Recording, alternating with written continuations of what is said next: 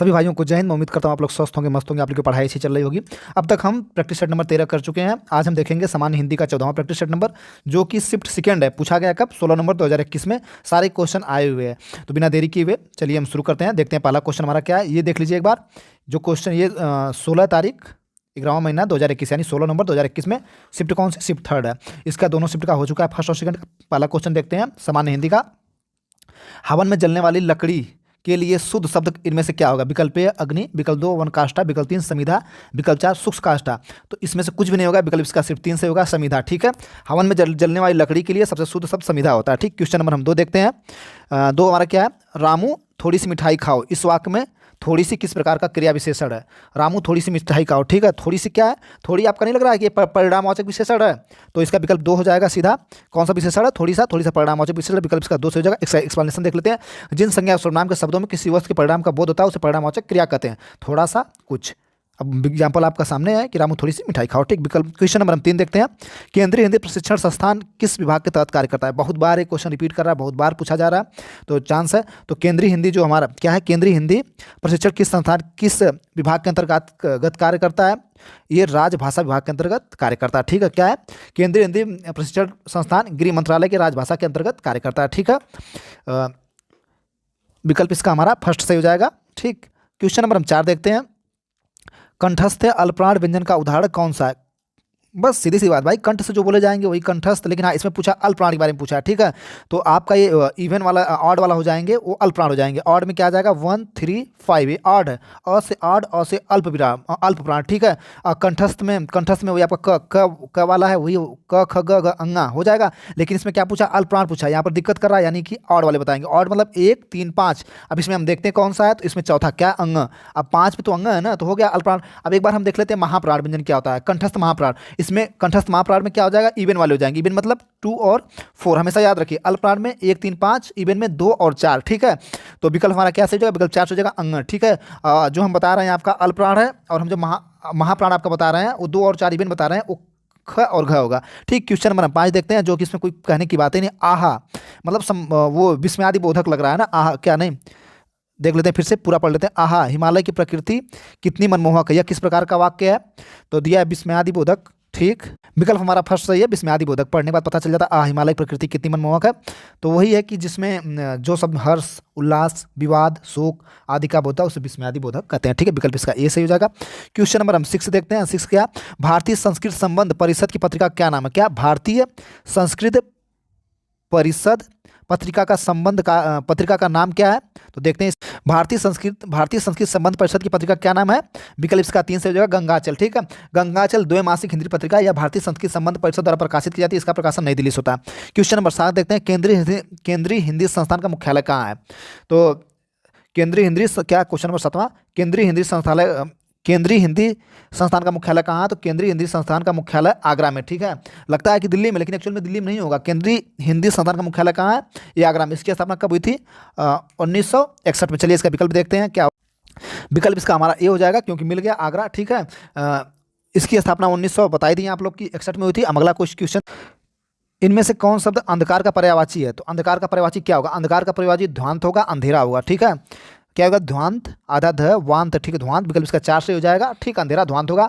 अब कानन मतलब क्या होता है? जंगल होता है। ठीक है, जंगल का पर्यायवाची क्या होगा? मैंने कानन का पर्यायवाची क्या होगा? वन होगा, जंगल होगा, अरण्य विपिन होगा। ठीक है, अभ्र का पर्यायवाची क्या होता है? मेघ होगा, बादल होगा, जलद होगा। ठीक है, और कौन छूट रहा है?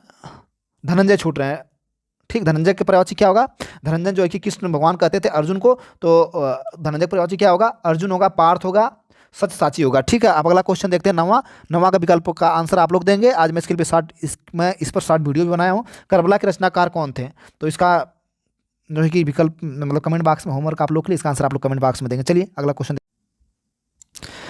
संसदीय राजभाषा समिति का हिस्सा कौन करता है? भारत के राष्ट्रपति, भारत के उपराष्ट्रपति, भारत के प्रधानमंत्री। विकल्प इसका 4 जगह भारत के गृह मंत्री। ठीक है, संसदीय राजभाषा समिति का हिस्सा भारतीय गृह मंत्री करते हैं। राजभाषा अधिनियम 1963 की धारा 4(1) के अंतर्गत। ठीक है, सन 1976 की संसदीय राजभाषा समिति का गठन किया गया। इस समिति में 20 सदस्य लोकसभा से, 10 सदस्य राज्यसभा से रहेंगे। 20 लोकसभा से, 10 क्या रहेंगे? राज्यसभा से। ठीक, अगला क्वेश्चन देखते हैं। देश, वेश, कलेश, भेष, इन चारों में कितने स्त्रीलिंग शब्द? एक भी स्त्रीलिंग इसमें नहीं है, साफ साफ। इसके पहले भी आ चुका, करा चुके हैं। देश, वेश, क्लेश, भेष, इन चारों में कितने स्त्रीलिंग है? तो एक भी नहीं। विकल्प इसका ये हो जाएगा 0 सही।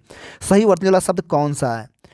तो विक्रुकांड का विकास दुबे हैं, वही लग रहे हैं क्या? पहला इसका सही हो जाएगा विकास, ठीक है। विकास जो है कि साफ साफ दिख रहा है, विकास इसमें सबसे शुद्ध वाला है, विकल्प ये सही है। क्वेश्चन नंबर अगला देखते हैं। सही वर्तमान शब्द हम गलत बता दिए थे, विकास से बड़ा सा नहीं रहेगा, छोटा सा रहेगा, ठीक है। विकल्प इसका 4 सही हो जाएगा। कौन सा? छोटा सा वाला, ठीक। विकल्प इसका 4 सही। हम पूरा चारों ऑप्शन विकल्प नहीं पढ़े इसलिए हो गया, इसलिए सॉरी। क्वेश्चन नंबर हम 13 देखते हैं। परीक्षा, शतरंज के खिलाड़ी, सवा सिर गेहूं, कफन कहानियों के लेखक कौन है? तो इनके सभी के लेखक प्रेमचंद जी हैं, ठीक है। कफन कहानी और क्या है? कफन कहानी, शतरंज खिलाड़ी, सवा सिर गेहूं, इनके लेखक कौन है? प्रेमचंद जी। 13 का विकल्प हमारा 4 से हो जाएगा। हम देखते हैं जयशंकर प्रसाद की रचना। जयशंकर प्रसाद की रचना ममता है, पुरस्कार है आधी इंद्रजाल है। जैनेन्द्र जी की देखते हैं। जैनेन्द्र की फांसी, वात्यायन, दो चिड़िया, ठीक। क्वेश्चन नंबर 3 सुदर्शन जी की। सुदर्शन देखते हैं, इनका क्या है? सुदर्शन का हार की जीत। सुदर्शन का क्या है? हार की जीत। क्या है? हार की जीत, सुदर्शन जी की। क्वेश्चन नंबर हम 14 देख। क्वेश्चन नंबर 14 में नशीला शब्द में कौन सा प्रत्यय है? सीला है, ला है, नशा, इला। तो विकल्प इसका 2 से हो जाएगा। नशीला में इला प्रत्यय होगा, ठीक है। इला गुणवाचक प्रत्यय है। इसमें बने शब्द जहरीला, बर्फीला, करीला, रसीला, चमकीला, बड़खीला, लचीला होगा, ठीक। क्वेश्चन नंबर 15 देखते हैं। शांति का विलोम शब्द क्या होगा? शांति का विलोम शब्द युद्ध होगा। विकल्प इसका 2 सही है, ठीक है। शांति का विलोम शब्द कौन होगा? युद्ध होगा। अब अगला क्वेश्चन देखते हैं, क्वेश्चन नंबर 16। क्वेश्चन नंबर 16, थोड़ा सा इसको इधर कर लेते हैं। इनमें से कौन सा शब्द क्षेत्र शब्द का अर्थ नहीं है? क्षेत्र शब्द का अर्थ नहीं है। इसके पहले आया था तो भी हम बताए थे क्षेत्र शब्द का कौन सा अर्थ होगा। क्षेत्र का जो है कि तीरथ भी क्षेत्र है, वीर भी तीरथ है, प्रकृति भी तीरथ है। विकल्प इसका 3 सही हो जाएगा, ठीक है। क्षेत्र शब्द का अर्थ, क्षेत्र शब्द का अर्थ नहीं है, तो वीर जो है कि अर्थ नहीं है, तीर्थ, शरीर, प्रकृति तीनों होंगे, ठीक है। क्षेत्र शब्द का अर्थ जो है कि कौन नहीं है? वीर नहीं है, और तीनों होंगे, ठीक है। तीर्थ भी होगा, शरीर भी होगा, प्रकृति भी। ये क्षेत्र शब्द के तीनों अर्थ है। अगला क्वेश्चन, अगला जो कि पैराग्राफ है 17 से 19, इसको छोड़ते हैं। अगला क्वेश्चन, व्याघ्र शब्द का तद्भव रूप क्या है? तो बाघ होगा। विकल्प इसका कौन सही हो जाएगा? 3 सही हो जाएगा, ठीक है। क्या होगा? 3 सही हो जाएगा। क्वेश्चन नंबर अगला देखते हैं। अंडर डेवलपमेंट, अंडर डेवलपमेंट का हिंदी का पर्याय क्या है? विवादग्रस्त नहीं, ए भी नहीं, अति विकसित, ए भी नहीं, अल्प विकसित। विकल्प इसका 3 सही हो जाएगा। क्या? अल्प विकसित, ठीक है। विकल्प इसका 3 सही हो जाएगा, अल्प विकसित, ठीक है। अगर कहीं अल्प विकसित, विकल्प इसका 3 से हो जाएगा। 2 पे टिक लग गया था गलती से, इसका विकल्प हो जाएगा अल्प विकसित, ठीक है। विकल्प 3 से हो जाएगा अंडर डेवलपमेंट। अगर वो कहीं वहीं बैकवर्डनेस पूछ दे, बैकवर्डनेस पूछ दे, तो इसका पिछड़ापन होगा। क्या पूछ दे? बैक, BAC के, बैकवर्डनेस, इसका क्या हो जाएगा? इसका हो जाएगा पिछड़ापन, इसका पिछड़ापन हो जाएगा, ठीक। क्वेश्चन नंबर देखते हैं 22। आंख फेरना क्या है? आंख फेरना मुहावरे क्या अर्थ है? तो उपेक्षा करना। विकल्प ए से हो जाएगा। क्वेश्चन नंबर 23 देखते हैं। जिस समास में पूर्व पद विशेषण और उत्तर पद विशेषण, तो वह किस प्रकार का समास कहलाता है? द्विगु समास, बहुब्रीहि समास, कर्मधारक समास, ठीक। विकल्प इसका 3 से हो जाएगा। क्या? कर्मधारक समास। कर्मधारक समास में पूर्व पद प्रधान, उत्तर पद विशेष होता है। इसका उदाहरण क्या हो जाएगा? नीलकमल हो जाएगा, नीलकमल, ठीक है। क्वेश्चन नंबर 24 देखते हैं। 24 में क्या है? चौथा विश्व हिंदी सम्मेलन कहाँ संपन्न हुआ था? तो चौथा हमारा विश्व हिंदी सम्मेलन देखते हैं पोर्ट ऑफ स्पेन में, नई दिल्ली में, लंदन में, पोर्ट लुई में। चौथा हमारा विश्व हिंदी सम्मेलन पोर्ट लुई में संपन्न हुआ था, ठीक है। देख लेते हैं पहला कहाँ? 1975 में नागपुर में, दूसरा 1976 में पोर्ट लुई में, तीसरा 1983 में नई दिल्ली में, चौथा 1983 में पोर्ट लुई में, पाँचवा जो कि 1996 में त्रिडाद टोबैगो, ठीक है। क्वेश्चन नंबर 25 देखते हैं। ममता कालिया को दुखम सुखम उपन्यास के लिए कौन सा पुरस्कार प्राप्त हुआ था? तो विकल्प इसका 3 सही हो जाएगा। व्यास सम्मान इनको मिला था, ठीक। साहित्यकार ममता कालिया को वर्ष 2017 में व्यास सम्मान, दुखम सुखम 2009 के लिए दिया गया था। इनकी अन्य रचनाएं बेघर, नरक दर नरक, कल्चर वल्चर, जांच अभी जारी है, बोलने वाली औरत, ठीक। क्वेश्चन नंबर हम देखते हैं 26। इनमें से शुद्ध शब्द कौन सा है? क्वेश्चन नंबर 26 देखते हैं। इनमें से शुद्ध शब्द कौन सा है? तो विकल्प इसका देखते हैं। देखिए, ये रोहिणी दिया है, रोहिणी दिया है, रोहिणी दिया है, रोहिणी दिया है। विकल्प इसका ए सही हो जाएगा, रोहिणी, ठीक है। क्वेश्चन नंबर हम देखते हैं 27। यह किताब मेरी है, इस वाक्यांश में किस प्रकार का विशेषण है? गुणवाचक विशेषण है, परिणामवाचक, सर्वनामिक विशेषण, संख्यावाचक विशेषण। तो 27 का विकल्प हमारा 3 से हो जाएगा, सर्वनामिक विशेषण है। ऐसे सर्वनाम शब्द जो संज्ञा से पहले प्रयोग होकर उस संज्ञा शब्द की विशेषता बताते हैं, उन शब्द को सर्वनामिक विशेषण कहते हैं। यह किताब मेरी है, यह इसमें क्या? सर्वनामिक विशेषण है। क्वेश्चन नंबर हम 28 देखते हैं। 28 में क्या है?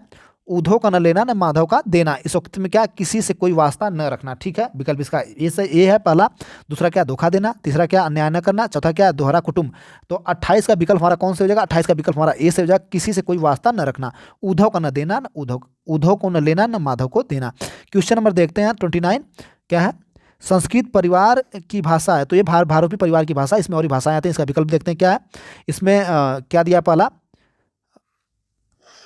अग्रेय दिया है, आर्य दिया है, सोमेटिक दिया है, द्रविड़ दिया है। तो हम भारोपी परिवार की भाषा बताए थे। तो अब हम भारोपी में कौन कौन सी आती है, लैटिन आती है, जर्मनी आती है, हिंदी, मराठी, नेपाली, आर्य आती है। ये सब भारोपी परिवार। तो इसमें आर्य तो दिया नहीं है, तो विकल्प भारोपी परिवार की भाषा दिया नहीं है, तो इसका हम आर्य मारेंगे। विकल्प हमारा 2 सही हो जाएगा। ठीक है, क्वेश्चन नंबर 3 देखते हैं, मगही किस राज्य में ज़्यादा बोली जाती है। तो मगही जो है कि बिहार में, राजस्थान में, छत्तीसगढ़ में, पंजाब में। विकल्प हमारा ये सही हो जाएगा, मगही जो क्या है, मगही बिहार में अधिक बोली जाती है। ठीक है, विकल्प 31, जिन पंक्तियों में एक या अनेक वर्णों का एक ही क्रम में आवृत्ति होती है तो वहाँ कौन सा अलंकार होता है, वहाँ लाटानुप्रास अलंकार, वहाँ छेकानुप्रास अलंकार होता है। देखते हैं कैसे, क्या जिन पंक्तियों में एक ही वर्ण, जिन पंक्तियों में एक या एक अनेक वर्णों की एक ही क्रम में बार बार आवृत्ति होती है वहाँ कौन सा अलंकार होता है, श्वेतानुप्रास अलंकार, वृत्तानुप्रास अलंकार, लाटानुप्रास, छेकानुप्रास अनुप्रास अलंकार। देखते हैं इसमें क्या दिया, अनुप्रास अलंकार में वर्णों की आवृत्ति बार बार होती है। इसके 5 प्रकार होते हैं अनुप्रास अलंकार में। ठीक, छेकानुप्रास, छेकानुप्रास अलंकार, वृत्तानुप्रास अलंकार, लाटानुप्रास अलंकार, श्रुतानुप्रास अलंकार, अतानुप्रास अलंकार। तो छेकानुप्रास अलंकार में एक या अनेक वर्णों की एक ही क्रम में एक बार आवृत्ति होती है। उदाहरण, कानन, कठिन, भयंकर, भारी। विकल्प इसका क्या सही हो जाएगा, विकल्प इसका 4 सही हो जाएगा।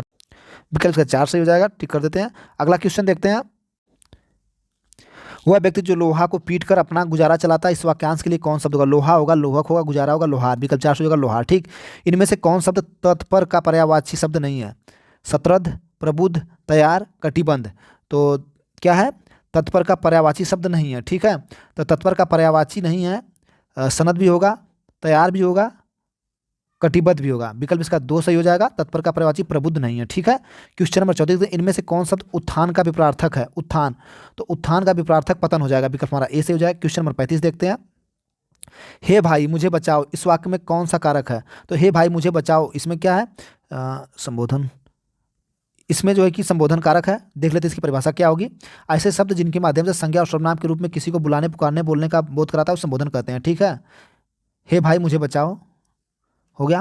36 देखते हैं, उन्होंने पूर्णतया समर्थन किया, इस वाक्य में किस प्रकार के क्रिया विशेषण का प्रयोग किया गया है। उन्होंने पूर्णतया समर्थन किया। तो इसका विकल्प 3 होगा, परिणामवाचक। जिन शब्दों से किसी वस्तु के परिणाम का बोध होता है उन्हें परिणामवाचक क्रिया विशेषण कहते हैं। उन्होंने पूर्णतया समर्थन किया। क्वेश्चन नंबर 37 देखते हैं, मात्राओं का सही संधि विच्छेद कौन सा है। विकल्प इसका हमारा 4 सही हो जाएगा। ठीक नहीं हो पा रहा, मात्र प्लस ज्ञा। ठीक है, सही संधि विच्छेद मात्र ज्ञा क्या होगा, ये विकल्प 4 से हो जाएगा। ठीक, अगला क्वेश्चन हम देखते हैं, करुण रस का अस्थाई भाव क्या होता है। शोक होगा, भय होगा, निर्वेद होगा, यति होगा। तो करुण रस का जो अस्थाई भाव होता है वो शोक होता है। ठीक है, इसके देवता कौन है, यम देवता है। इनके ये जो है कि इनके 2 विभाव, एक आलम्ब होता है, एक उद्दीपन होता है। ठीक है, क्या होगा, करुण रस का अस्थाई भाव शोक हो जाएगा। ठीक, करुण रस का अस्थाई भाव शोक होता है। इसके देवता यम होते हैं। कल पूछा था कि करुण रस के देवता कौन होंगे, तो यम होंगे। इसके दो एक विभाव होता है, इसके 2 विभाव होते हैं, एक आलंबन होता है, एक उद्दीपन होता है। ठीक, क्वेश्चन नंबर 39 देखते हैं, आजीवन क्या है। आजीवन शब्द में कौन सा उपसर्ग है, आजीवन। तो आजीवन शब्द में आ उपसर्ग से बना है। ठीक है, आ उपसर्ग से। ठीक, क्वेश्चन नंबर 40 देखते हैं, हमारा आखिरी, मैं परीक्षा लिख चुका हूँ, इस वाक्य में क्रिया किस काल का बोध करा रही है, पूर्णतया भूत। ठीक, सामान्य भूत, सामान्य वर्तमान, आसन्न भूत। मैं किताब क्या है, मैं परीक्षा लिख चुका हूँ, पूर्ण भूत। क्रिया के जिस रूप से क्रिया का समाप्ति का बोध स्पष्ट होता है उसे पूर्णभूत कहते हैं। मैं परीक्षा लिख चुका हूँ। विकल्प इसका ए से हो जाएगा, पूर्णभूत। आप लोग अच्छे से पढ़ाई करिए। कोई सुझाव हो, कोई बात करनी हो तो कमेंट बॉक्स में ज़रूर लिखिए, मैसेज करिए हमको। थैंक यू, धन्यवाद।